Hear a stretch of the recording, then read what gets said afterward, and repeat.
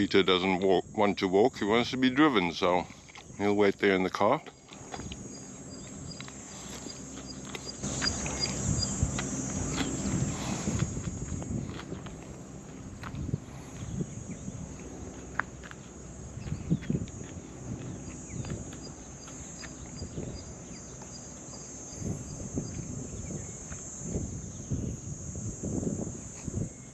I hope you enjoy walking with me through the Cape Town Table Mountain service road for the cable car. At the top left of the mountain, you're looking straight up towards it. There it is.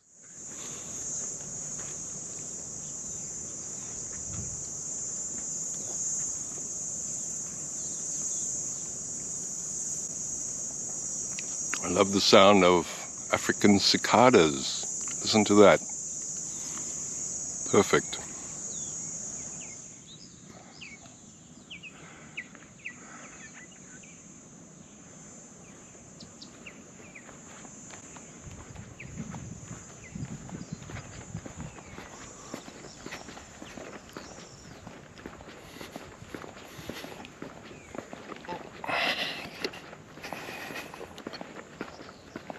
The most epic walk along Table Mountain.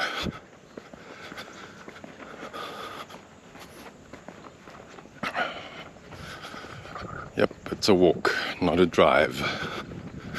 There's where all the crowds are, all the foreigners, the tourists. Shame, they missed winter. Sorry about that. Your problem, not mine. They're the crowds. Here's the peace and quiet.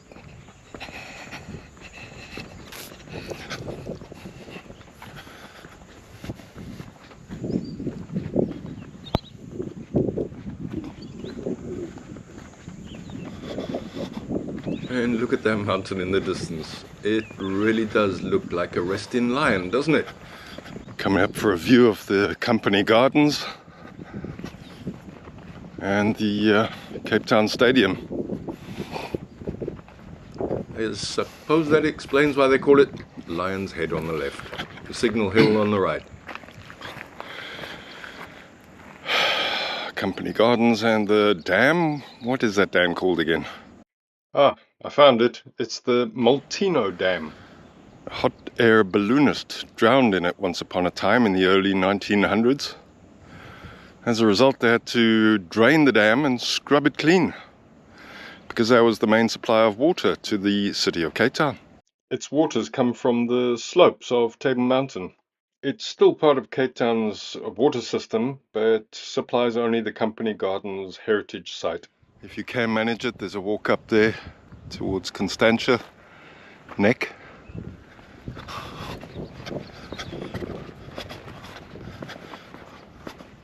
And beyond the stadium, you see Robben Island.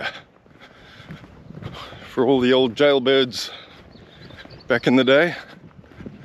One famous one you might remember. Yes, if you're thinking of Jacob Zuma, that's exactly what I meant. As you can see, the Watsonias are prolific in the early summer into spring. Just about make out the wheel down there on the waterfront. Maybe if you zoom in, you can see that. The Company Gardens down there is a heritage site, as I already mentioned, and it's a nice central part of Cape Town that's easily accessible. It was established in the 1650s by the first European settlers in the area, and the garden was used to grow fresh produce and supply ships that rounded the Cape. It's currently used as well as a recreation area and a visiting place for tourists. Well worth a visit. Go for it and have a look. 10 o'clock in the morning, end of November. Beautiful day.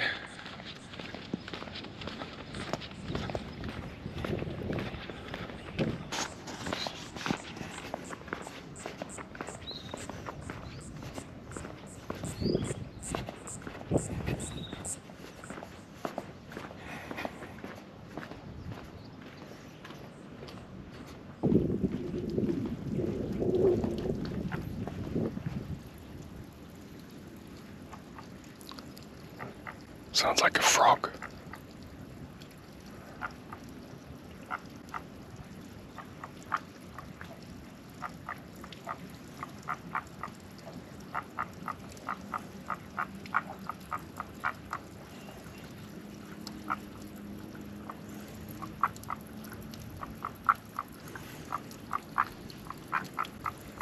years. It's highly likely this is the mountain ghost frog or the Cape Dizer frog.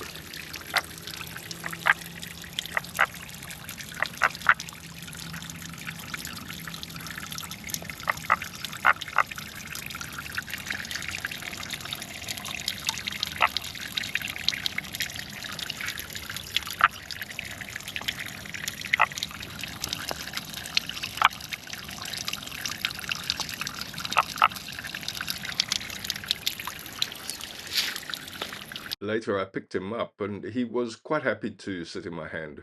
I believe there's another one. He's talking to his mate over here. Platteklip Gorge. You'd make it to the top in an hour if you're reasonably fit. Probably corny to call it gorgeous, eh? Oh, I used to come cycling along here with an old friend of mine.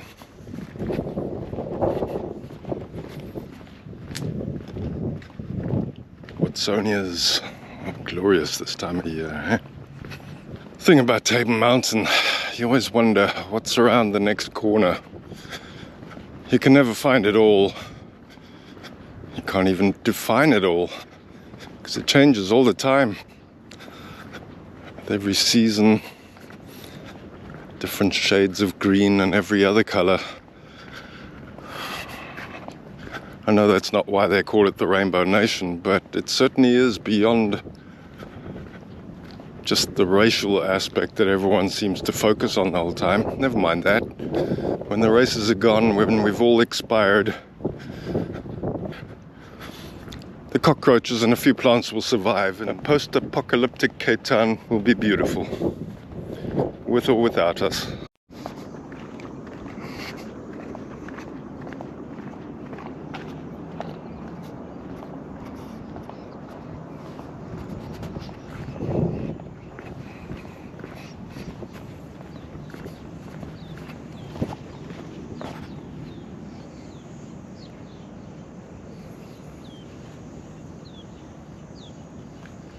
Hello.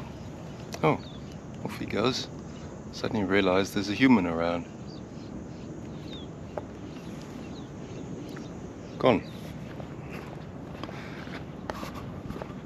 District 6 and the castle. For quality purposes, my apologies for this zoom. Shining back in mustard yellow down below. See that? The star-shaped castle walls. 1, 2, 3, 4, 5 star. What do they call that? A pentagram. And the less pretty side of Cape Town. Pardon Island. That. Let's do that one day. Just walk up there.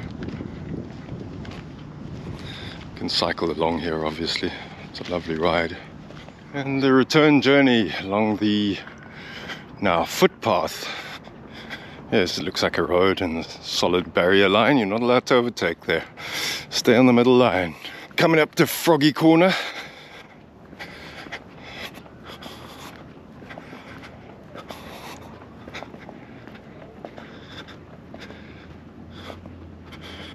Lion's Head. Rump. Head.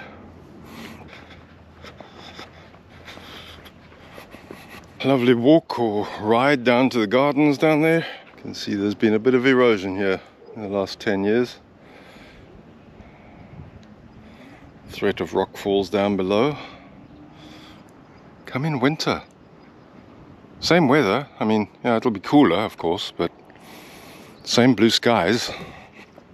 Wherever you walk around here in these beautiful parts of Cape Town, you are reminded that you are in a floral kingdom. A very unique one, the Cape Fynbos. There is nothing like.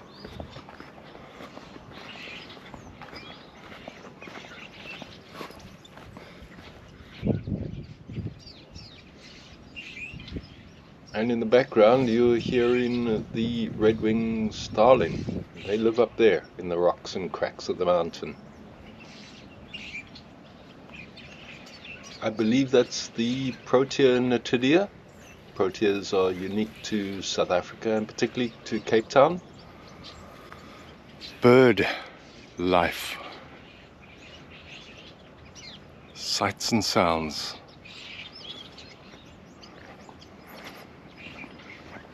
This is alive. This is life.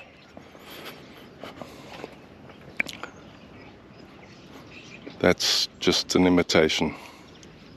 It's the best we can do, I'm afraid. Too many humans. But here you can get away from them. Along with the insects, the birds, the reptiles that you met this morning. They're actually quite friendly, totally non-hostile, harmless. And there is your wild dagga, as the locals prefer to call it. However, oh, there was an insect there, I missed him. Did you see that? He jumped away. Probably a little locust or something. But no, that's a Leonatus leonoris. It's a very nice herb. It makes a nice tea. Not a very tasty tea, but it's a remedy. It's a herbal remedy. Look it up. Leonatus leonoris. So we have to go back to the humans and leave all this peace and security and quiet alone to itself again. Remarkable that it doesn't need us, but we need it and pretend not to. There's a couple of red-winged starlings there, sunning themselves. Hear them?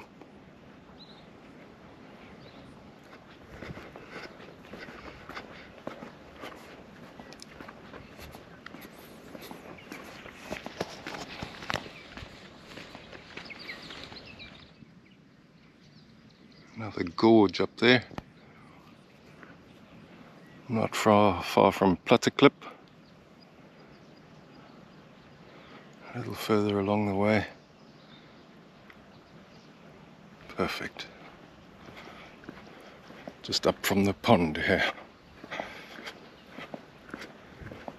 which would be a waterfall area in the winter.